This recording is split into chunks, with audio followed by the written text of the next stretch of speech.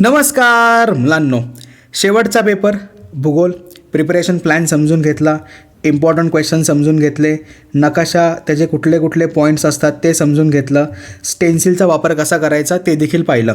आता ह्या व्हिडिओमध्ये कारणे लिहा हा जो काही प्रश्न असणारे 5वा एकूण 6 गुणांसाठी असणारे 4पैकी 2 कारणे द्या लिहायची असतात. सगळं काही नीट समजून घेऊया कसं उत्तर लिहिलं जातं आणि सोबत तुम्हाला एक मी लॉजिक सांगणार आहे बघा. नीट व्हिडिओ एंडपर्यंत बघा म्हणजे तुम्हाला ते बोर्डचं लॉजिक पटकन समजून येईल आणि सोबतच मोस्ट रिपीटेड क्वेश्चन्स आपण समजून घेणार आहोत. आणि आपलं गोल किती आहे? 40पैकी 40 आणि आणायचे म्हणजे आणायचे. आता भूगोलाच्या पेपरमध्ये एवढं काही लिहायचं नसतं, लिखाण खूप कमी असतं, ऑब्जेक्टिव्ह क्वेश्चन जास्त असतात, त्यामुळे ऑब्जेक्टिव्हचं प्रिपरेशन करणं खूप महत्त्वाचं राहील. आता सुरुवातीला जे काही कारणे द्या आपण प्रश्न निवडला आहे तो कसा असतो आणि कसं लिहावं पहिलं ते समजून घेऊया. उत्तर हे अगदी मुद्देसूद पाहिजे, त्यामुळं मुद्दे अगोदरच ठरवा, त्यांचा सिक्वेन्स पण अगोदर जर ठरवला तर वेल अँड गुड. यासाठी तुम्ही 30 सेकंद जरी घेतली तरी पण चालतील, काहीच प्रॉब्लेम नाही आहे. 30 सेकंदामध्ये मुद्दे ठरवा आणि मगच लिहा. कमीत कमी 6 मुद्दे. आता एक मुद्दा हा 2 ओळींचा पाहिजे. नंतर ज्या काही प्रश्नांमध्ये तुम्ही ठिकाणांचा उल्लेख करू शकता, विभाग उल्लेख करू शकता, प्रदेशांचा उल्लेख करू शकता, असेच प्रश्न निवडा ज्या प्रश्नांना आउट ऑफ मार्क मिळण्याचे चान्सेस खूप जास्त असतात. नंतर प्रत्येक धड्यामध्ये जेवढे जेवढे इम्पॉर्टंट क्वेश्चन्स आहेत सगळे मार्क करून दिलेले आहेत.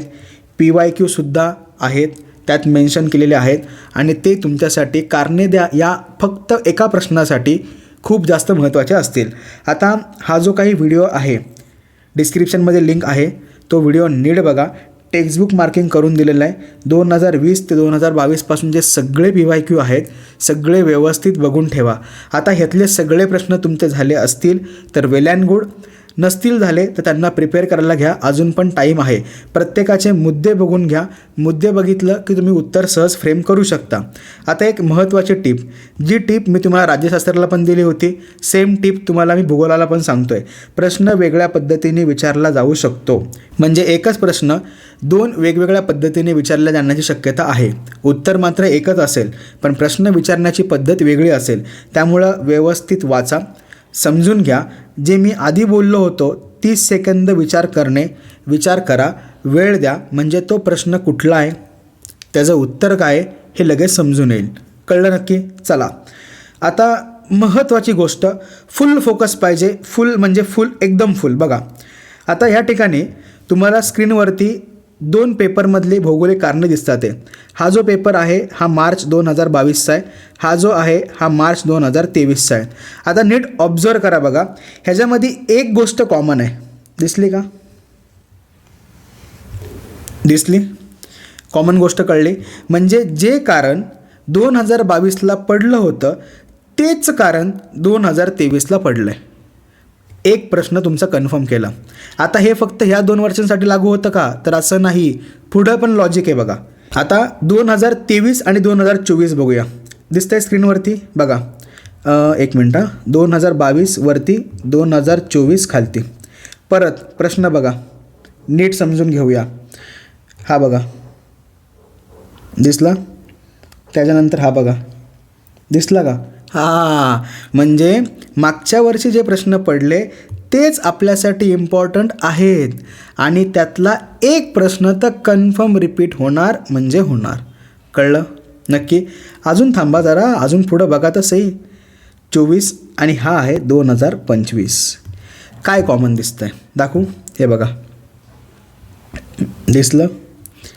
कॉमन कळलं नक्की? म्हणजे आता एवढं लॉजिक तर कळलं की आपल्याला 2026साठी हे पहिले प्रश्न झाले आहेत का हे बघणं गरजेचं आहे. कळलं नक्की? लॉजिक समजलं? शुअर? नक्की? आवडलं? कन्फर्म?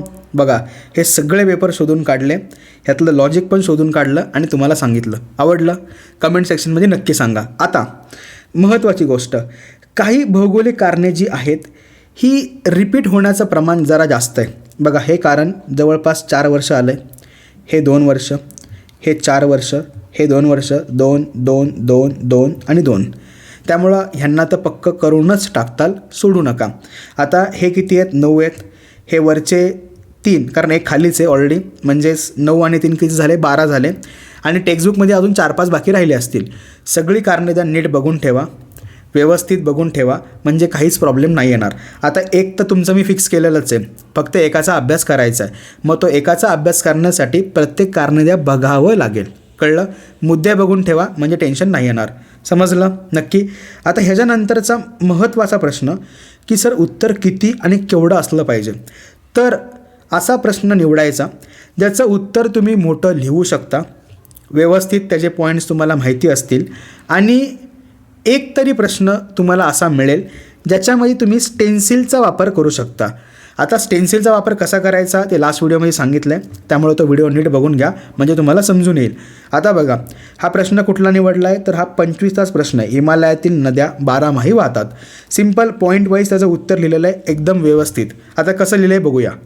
हिमालयातील नद्यांमध्ये सिंधू नदी व तिच्या उपनद्या आणि गंगा नदी आणि तिच्या उपनद्या या 2 समूहांचा समावेश केला जातो. हिमालयातील बहुतेक प्रमुख नद्या या विविध हिमनद्यांमधून उगम पावतात. गंगा नदी हिमालयातील गंगोत्री या हिमनदीतून उगम पावते. पुढे हिमालय ओलांडून ती मैदानी प्रदेशात येते आणि पूर्ववाहिनी बनते. यमुना ही गंगेची प्रमुख उपनदी असून ती यमुनोत्री येथे उगम पावते. सतलज, झेलम, चिनाब, रावी, बियास या सिंधू नदीच्या प्रमुख उपनद्या असून सतलज ही नदी मानस सरोवराजवळ उगम पावते. पश्चिम हिमालयामध्ये म्हणजेच जम्मू काश्मीर व लडाखमधून या नद्या एकमेकींना बऱ्याचशा समांतर वाहतात. पावसाळ्यात या नद्यांना पूर येतो आणि उन्हाळ्यातही बर्फ वितळल्यामुळे या नद्यांमधून पाण्याचा मोठा विसर्ग होतो. म्हणून हिमालयातील नद्या 12माही वाहतात. आता या ठिकाणी तुम्ही स्टेन्सिल यूज करू शकता का तर यूज करू शकता.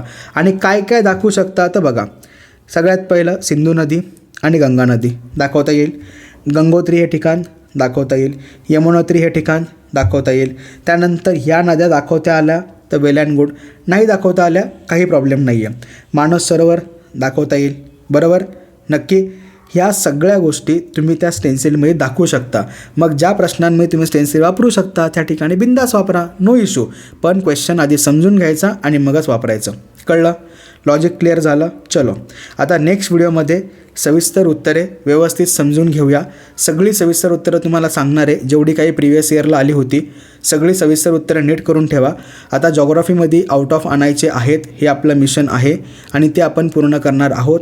इतिहास तर आपण पुरेपूर पूर्ण केलं आहे, म्हणजे अराऊंड प्रत्येकजण 39-40 असेच मार्क आणणार आहे. आपण त्या दृष्टीनेच प्रिपरेशन केलं होतं. आता ह्याचंसुद्धा प्रिपरेशन तसंच केलेलं आहे. व्यवस्थित प्रश्न नीट पक्के करून ठेवा. हा जो व्हिडिओ मी सांगितला होता हा नीट बघा, बघितला असेल तर वेल अँड गुड, नसेल बघितला तर बघा आणि व्यवस्थित प्रिपरेशन करा. कळलं? चला, काय डाऊट असेल तर कमेंट सेक्शनमध्ये नक्की विचारा, नक्की सांगेल. फक्त प्रिपरेशन व्यवस्थित करा. Bye bye, all the best.